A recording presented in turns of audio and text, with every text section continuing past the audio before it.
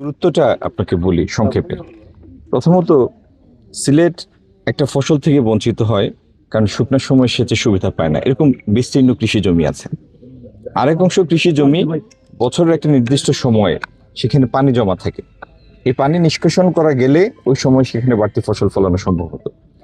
এই খাল কাটার কারণে এই দুই সমস্যাটার সমাধান হবে এবং উপকৃত যে এলাকাটা সেই জায়গার পরিমাণ হচ্ছে প্রায় 1500 বিঘা। এখানে 200 হেক্টরের মতো, তাতে গিয়ে 1500 বিঘার মতো হয়। আচ্ছা, আর বন্যার কারণে যে পানি জমে, খাল তার পানি ধারণ ক্ষমতাটা বাড়াবে। নদী তো একটা সিস্টেম, এই আমাদের এই সিস্টেমের পানি ধরে রাখার ক্ষমতাটা বেড়ে যাবে খালটা কাটার কারণে। এবং খালের দুই পাশ জুড়ে যে রাস্তাটা হবে সেখানে গাছ লাগানো হবে। সুতরাং এটি সম্পন্ন হওয়ার পরে আপনি বুঝবেন যে এই 4 বা 4.5 কিলোমিটারের যে খালটা খনন করা হলো, এটার উপকার বা উপযোগিতা এই পুরো অঞ্চলের জন্য কতটুকু, সেটা আপনি প্রথম বছরই অনুভব করবেন। বর্ধিত ফসল, বন্যা প্রতিরোধ এবং বৃক্ষরোপণ, এই 3টা কর্মসূচির কারণে।